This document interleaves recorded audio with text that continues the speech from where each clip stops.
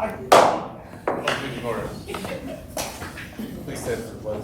pledge allegiance to the flag of the United States of America and to the republic for which it stands, one nation, under God, indivisible, with liberty and justice for all. The Tri-Creek School Corporation of students, staff, and community endeavors to be a recognized leader for high achievement, and exceptional growth, innovative and equitable approaches built upon strong community pride, and provide all students with well-rounded educational experiences to prepare for future success. engaged to learn, equipped to achieve, empowered to succeed. Alrighty. Welcome, everybody. Thank you, gentlemen, for being here tonight. Public comment on agenda-related items? Actually, we do have some additions and deletions. Oh, I skipped that part. Is there any additions or deletions to the? Yes, we would Agenda. like to delete the work order presentation and save that for another night. And we would like to add under the consent agenda, the proposal for the overnight extended student trip with Mike McClendon and the trip to Twin Lakes High School for softball. And that documentation is in front of you. Got it there. I need a motion. Okay. Can I have a motion to add that to okay. I'll second deleting business operations number 1 and adding a number 9 to the overnight softball trip. I have a motion and a second. Any further discussion? All in favor? Aye. aye, All opposed? Motion passes. Alrighty. There's no public comment on this. Superintendent's report? Yeah, we have the Skillman and Gibraltar team that are here this evening to give an update on our facility assessments and construction projects. Thank you. Superintendent Anderson, Board President, School Board, and Cabinet, thank you for having Gibraltar and Skillman here this evening. I want to take this opportunity to share our update on our planning for the intermediate and middle school at Lowell. And this is a collection of work from community input to staff input sessions, also weekly meetings of collaboration to make sure that we are landing in a spot that is going to not just meet the needs now, but in the future for students in grades 5 through 8 at Lowell Middle School. I want to start with the strategic plan from the very beginning, that primary scope, to making sure all the different big rocks that we're trying to accomplish with these projects. If we go to the next slide, this is, you've seen this before, just a schedule, construction schedule to show that we are on track still in the design phase to make sure that it take as much time as we need to make sure that we get this right. Next slide. Where we started is with collaboration and input from staff, making sure that we have the right amount of program that's going to be needed for 5th and 6th grade to be successful now, but also flexibility for in the future. So what you see here is itemized where we started with the number of classrooms, the spaces that we're going to need to meet educational goals, and also advanced experiences and opportunities for our 5th graders. Ultimate goal in the beginning is there space at the middle school that we could capture and create 2 houses for 5th and 6th grade and 7th and 8th, and you're going to see how this comes together today. 7th and 8th grade programming as well to make sure that we have everything that's needed for 7th and 8th grade instruction to happen and for them to be successful. So this is going to be important because this is how we put all the pieces together on the floor plan. So if we go to the next slide. We're going to start with the existing, just so that you have make yourself familiar with the existing school plan that we have in the site. And as always, we're always looking at traffic patterns, strategic planning for now and in the future, and then spaces in the building that need to be separate, and spaces in the building that can be together for combined services. If we go to the next slide. This is what we're looking at for the site plan. So we're looking at a 5, 6, and 7, 8 separate car rider lines. So if you're a 5th and 6th grade, have a student, you are entering in the south entrance off of Klein, and then wrapping around to drop off your child. And then 7th and 8th grade parents would be entering the north entrance and wrapping around the back of the building so that we have that clear separation with our 2 separate entrances for 5th and 6th grade and 7th and 8th. And we always want to make sure we're taking care of our bus drivers because they make the magic happen. Making sure that there is not only a lane for them to go around and do bus drop off in the back of the building, they would have a bus loop to be able to return and not get caught up in all the other traffic because we know they have other work that they're doing in the district as well, and they will be able to use the south entrance off of Klein to be able to move on to next schools. Other items that we were hoping to accomplish with that is having a first responder drive to go around the building, the back of the building, in case of emergency during an athletic event, whatever that might be, multiple purposes. Also with the middle school site plan, looking at new parking and having parking counts to make sure it will meet the needs for future growth. A new gymnasium designated for 5th and 6th grade programming during the day, but also be an added gym for evening use for community use in the evening. And then also looking at a hard play area. 5th and 6th grade need to still get outside, still get recreational time, have that social interaction, and a placeholder for that strategically just outside the 5th and 6th grade house, and also a grassy play area as well. And then every solution that we're looking at is also a solution with future forward thinking. So if traffic patterns were to change, the site development that we are proposing is going to be able to adjust with it. This is the first floor plan for the first floor, and all that program that you saw earlier, this is us applying it to that first floor. You can clearly see the separation of the 5th grade and the 6th grade, or in the 7th grade on the first floor. And then what you see with the color coding is to show the type of work that's going to happen. So red area would be heavy construction, orange would be medium construction, and then that light blue would be light construction. So through our assessments with our engineers, our architects, and also walking around with school representatives to be able to identify what is the work that has to happen to make this work. That's what we've identified in the first floor. Again, maximizing existing square footage, flex spaces for future programming, strategically locating the 5th grade to feel like they're in their own house on the first floor, and then educational solutions that minimize construction costs for the future. So let's go to the second floor. This is where 8th grade would be and 6th grade would be. 6th grade would be just above the 5th graders on the second floor. 8th grade would be just above the 7th graders on the first floor. And again, they would have their own house that functions together, collaboration of the 6th grade teachers, flexibility of the classrooms to be able to move within this area. We accomplished that on the second floor. If you move forward to the next slide, one of our major initiatives was to also address the exterior of the Lowell Middle School. And we have looked at subtle ways of adjusting and maximizing what the existing exterior is, and looking at vertical elements that kind of break up the long wall. And we'll get into further detail about this a little bit later, but this gives you an idea of the potential of Lowell Middle School when we're done, Lowell Intermediate Middle School. This is a close-up of what those windows, just providing a little shade of what that does, but also from a design element far away, it just creates some separation on that wall.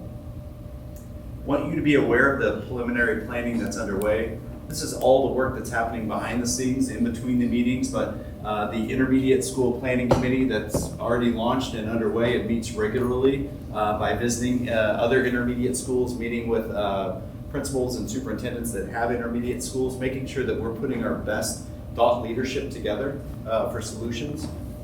Also panel discussions as well. Meeting with high school media center to make sure the programming is there. High school athletic programming is well underway. Also site plan for the high school, meetings with staff there as well. Soil borings are already happening, and that's the excitement that happens when you start seeing people put flags and sticks in the ground, is when staff start to get excited. And then we still have engineering happening, weekly Tri-Creek team meetings, and then estimating is happening with our partners at Skillman. Go to the next slide. What you can expect from now until our next interaction, there's going to be continued development of program and functional criteria. You know, if you think of big rocks, getting those in place, now we're going into the small rocks, and then soon we'll get into the sand to make sure we have everything right. And then further refinement of options and consideration for discussion. So every time someone proposes a question, we want to make sure that we have options and we explore those options so that we have the best solutions at the end. And then weekly meetings that we have to validate programming, function, and prioritizing needs. Any questions? Thank you. We Thank you really very much. appreciate it. We are happy to do it. We've really enjoyed getting to know the staff and the team, so appreciate your time and commitment as well. Thank you. Thank you. Thank you.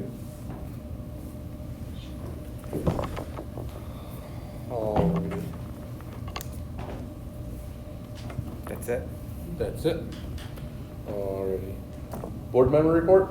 Yes, I have one.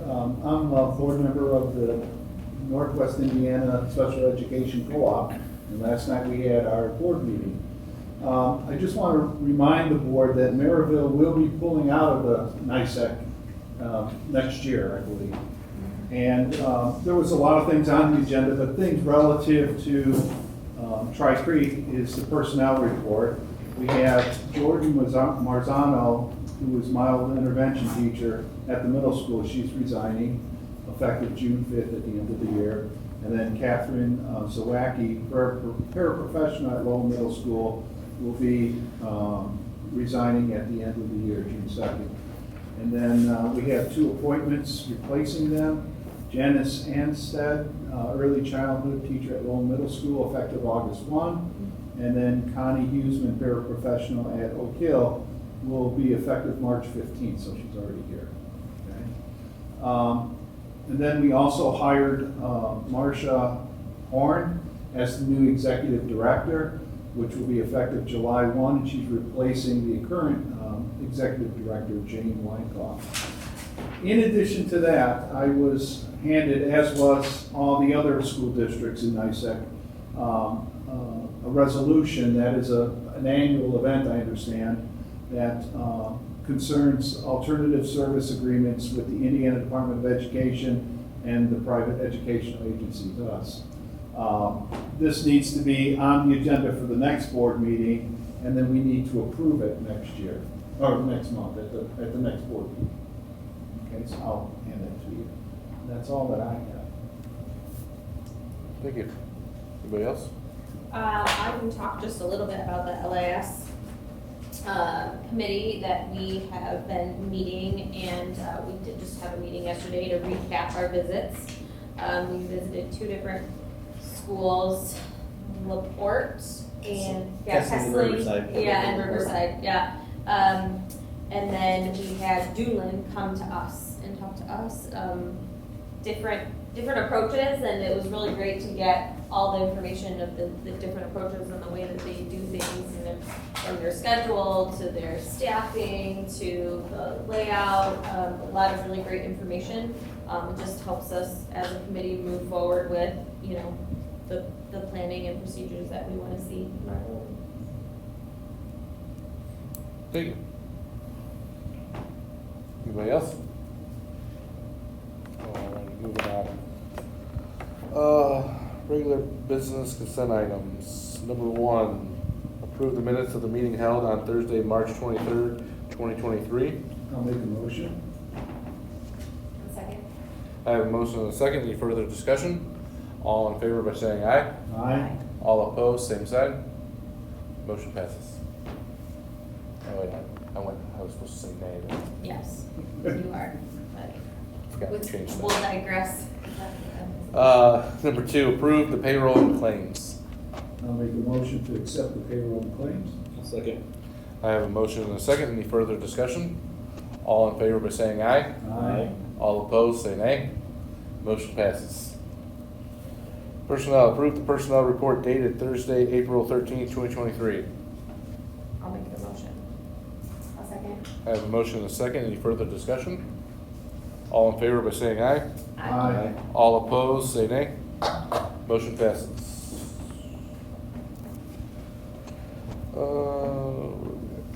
Number 1, approve the revisions to the Tri-Creek School Corporation's 23-24 school year calendar. Yeah, so when the board approved the 23-24 school year calendar, there were some outstanding items that needed to be clarified. One of the clarifications was in regards to parent conferences and how we would also use our e-learning days, if we would use that for professional development or if they would be used for snow makeup days. One of the items that we had to do some research on pertained to, do we entertain early release days to fit into professional development, and then that would enable us to use the e-learning days for snow makeup days. There are schools out there that regularly do early release and conduct their professional development in that manner. What we discovered, which was not surprising, is that other schools are able to do that because they bank minutes beyond the state minimum. We don't do that in Tri-Creek. Our school day is at the minimum amount of time, and so we have no minutes to bank, which provides zero flexibility for us. That's at the high school and middle school? At the middle school and the high school level. So where we left it with the calendar, or the discussion committee with the union, is we want to maintain status quo for this upcoming school year, but we also want to spend this upcoming school year to look and research our school day, the start and the stop times, and even the coordination of that with all 5 schools in the district. So that'll be something we'll be taking a look at going into next school year for the following school year, and hopefully we can get some more flexibility, clean up some issues that we've got with our bus service, because we have a lot of kids that continue to wait after school dismissal at the middle school and the high school for their bus, upwards of 30 minutes plus after dismissal before their bus arrives. So there's some systems issues that we're needing to clean up. It's just now is not the moment to do that. It really takes a comprehensive and a thorough investigation to look at that. So an example might be 10 minutes longer in a school day, 15 minutes longer Yeah. per school. Could So be it's like- not an hour or anything like that. It's a small segment of time, but collectively it adds up. Correct. And if I could as well, Mr. Anderson, like a part of our intermediate school planning committee is salivating at some of the schedules of other intermediate schools and saying, look how much they can do because they have more time built into the day, which creates a lot of additional flexibility for that program. So the timeliness there of our intermediate school coming in the 24-25 school year, it allows you to take that into consideration along with the 5 buildings in the district as well. So it's kind of good coordination and good timing for those things to happen. It's just 5 or 10 minutes. 5 or 10 minutes for a teacher can be golden. Yes. Like, it's not that short of time when you think about it in the scheme of your lesson plans and students, so it might be perfect. And so these other schools that are doing that, they've passed operating referendums, right? They can compensate their teachers more for a longer school day. And so, that's another factor too, as we go into next school year and the outcome of our referendum and compensation. So to just briefly review the overall calendar, the first day for staff would be on that Monday, August 14th, and so it would be basically 2 days for staff. First day of students would be Wednesday the 16th. That takes us to September. There's the Memorial Day on that Monday the 4th. The first e-learning day would be on that Monday the 18th. It would be designated for professional development. That allows the district to get school started, up and running, kids organized, teachers organized, rules and procedures, and then that's a good day to really take a look at the district initiatives and kind of the first work sessions. So we're not too far in the school year. Are the e-learning days locked in, meaning, God forbid, an emergency happens where a tremendous storm takes place and you have to move a day off or something like that? Or is it locked in, that's it, and you can't change it? It's locked in for professional development because we have other designated flex days. Okay. So the 2 e-learning days are locked in. The third one is a flex day used as makeup. Takes us to October. we have moved up parent conferences to October 4th. The discussion that occurred was this past year, it seemed like parent conferences appeared at the same time at the end of the grading period, and that just comes at a bad time for teachers trying to finalize grades and get ready for conferences. Plus, if you move it after that, then you're getting later into the school year, and maybe some of the concerns that parents have or teachers have, maybe you could be more proactive and move that date up so that kids have some time, so to speak, to redeem themselves before the first report cards come out, and to try to correct any kind of concern before we get too deep into the school year. So we'd like to give that a try on that Wednesday, October 4th. Then we have fall break being on the 30th and the 31st. We also designated the end of the grading period, so we were able to establish those. Thanksgiving, still the Wednesday, Thursday, Friday, with leading into December. So the last student day would be the 22nd, a 2-week winter break that takes us up to, down to January. Typically in the past we've had 3 staff work days prior to the first student day in August. So that was reduced to 2, with the 3rd one being rerouted to January on the first Monday after the 2-week winter break. That affords teachers time to finalize this first semester grades. It also provides staff an opportunity in the afternoon to take a look at the second semester initiatives, and it helps to ease on into the second semester. Monday, the 15th of January, Martin Luther King Jr. When I get to 7 o'clock on a Thursday, it's hard to talk. That would be a flex day. The second e-learning day would be the Friday, the 26th of January, again for professional development. It's good timing because it helps the Curriculum Instruction and Assessment Office prepare for the testing windows that are coming up. It's most specifically with WIDA and our EL testing, and kind of sets the stage for that period. February, another flex day, which would be President's Day. The 3rd e-learning day would be March, and that would be designated as a flex day. If it's not needed, it would be used for professional development. Spring break, the same last week of March.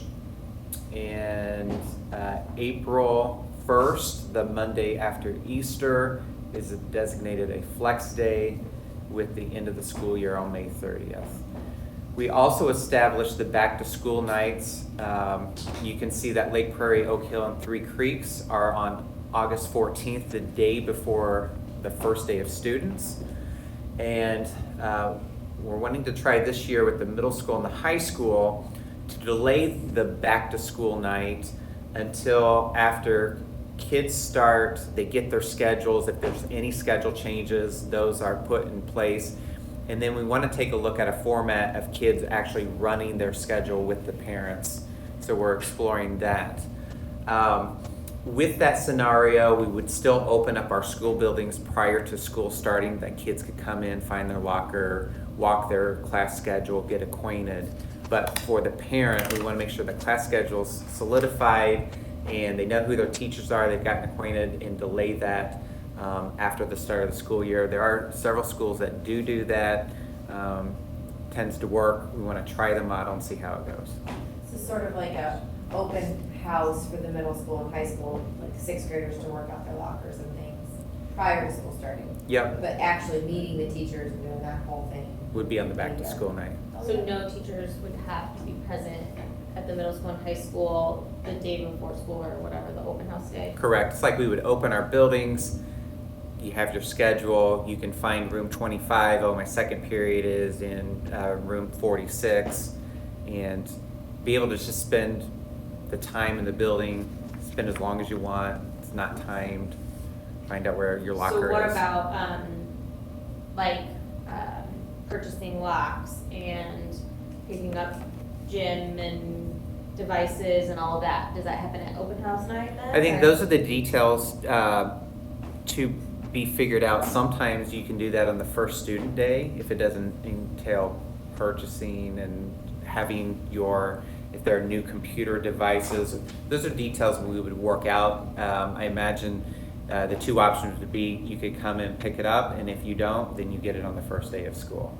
I have anxiety for those poor middle schoolers just starting out with their locks. So, Why they have Can we locks, get What- they them don't to them? Can we get them to them in 5th grade so they So have they to can come all practice? summer to practice? Because I heard we had a friend whose kid had 3 different locks right when he started because he was in band, PE, and his personal locker.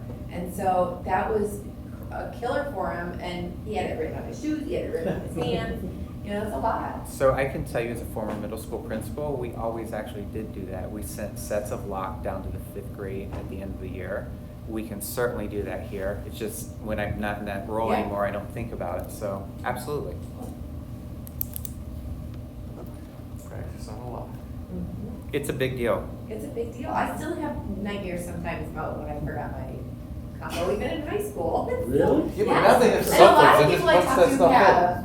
It's weird. When are we going to like finger locks? Yeah, that's about it. Retinal Buy like scan. retinal Yeah. scans. I don't even know why they Okay. have locks, because they don't use their lockers. The middle Everybody, school- the they're middle not- school, in they middle go, school, they aren't allowed to carry their backpacks. say, the high school, I don't know where they keep their snacks. They carry their where I get mine. backpacks, and their snacks are in Yeah, the oh, backpacks. that's true. So we're looking for the board to officially approve the added details that were to be determined. I'll make a motion to accept the changes. Allison.